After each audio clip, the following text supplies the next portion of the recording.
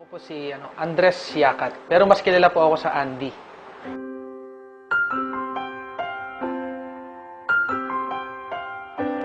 May pinanggalingan kong pamilya, hindi naman ganoong kayaman. Sabihin natin na nakakaraos araw-araw, ang nanay ko tindera sa palengke, ang tatay ko naman magsasaka. So yung buhay namin, nung time na doon ako naninirahan, talaga umiikot lang sa bukid. Bukid, pagtitinda. So doon ako nabuhay. Sa pag-aaral, bali nakatapos din ako nung pag-aaral na Electronics and Communication Engineering. Sa 4 na magkakapatid, ako lang yung nagkaroon ng pagkakataon na mapag-aral. Kaya natapos ko, nag-abroad agad ako dahil gusto ko talagang makabawi sa kanila dahil alam ko yung naging hirap ng buhay namin. Ang hindi ko makakalimutan sa buhay ko nung time na nakapag-abroad ako sa Taiwan dahil unang trabaho ko yun, sobrang hirap. Naranasan ko doon yung magtrabaho ng 16 hours, 18 hours sa loob ng isang araw. Yun kasi pinakamahirap sa nag-abroad eh. Yung malayo ka sa pamilya mo, yun ang binabayaran. Yung layo, yung inip. Kasi yung hirap, natitiis pa yan eh. Pero yung, alam mo yun, yung pangungulila sa pamilya, yun yung isa sa pinaka hindi ko malilimutan sa buhay. Sa Taiwan, ang laki ng pagkakaiba. Kasi noon, papasok ako ng alas 7 ng umaga, uwi ako ng alas 7 ng gabi. 5 years yun. Para akong robot. Magtrabaho, matutulog, kakain. Doon umiikot ang buhay ko. 5 taon lumipas, wala pa din. Alang nagbabago. Pero sa AIM Global, ang nakita ko dito, ibang-iba. Kasi dito sa AIM Global, darating pagkakataon, nakamukha na nangyari sa akin, na kahit talaga wala ka ng ginagawa, pwede ka pa rin kumita. Sa 8 months, nailabas ko yung first car ko rito, yung pick-up na nabili ko nung una. At after 2 years, nabili ko na yung bago kong kotse, yung Hyundai Accent na ginagamit ko ngayon.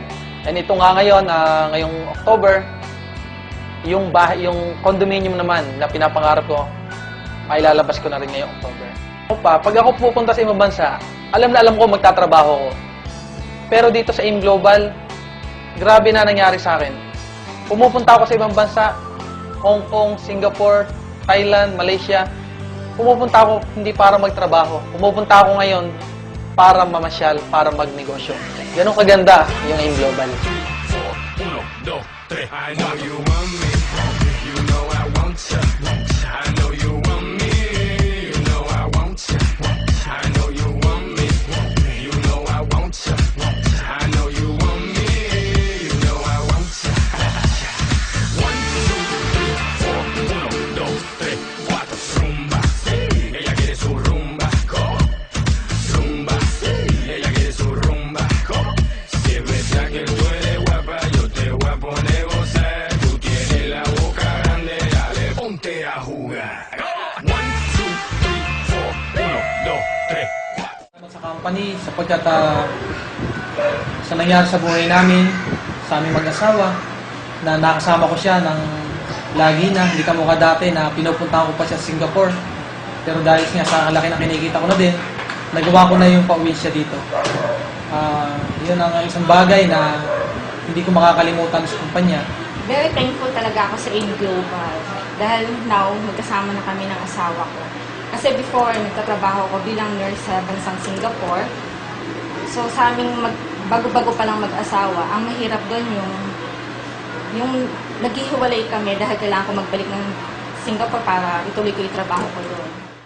Sa AIM Global, sa mga bumubuo, sa mga may-ari, maraming salamat po sa inyo po na ginawa sa amin. Dahil po sa inyo, nabago po ang buhay po namin. Maraming salamat po. Mabuhay po ang AIM Global.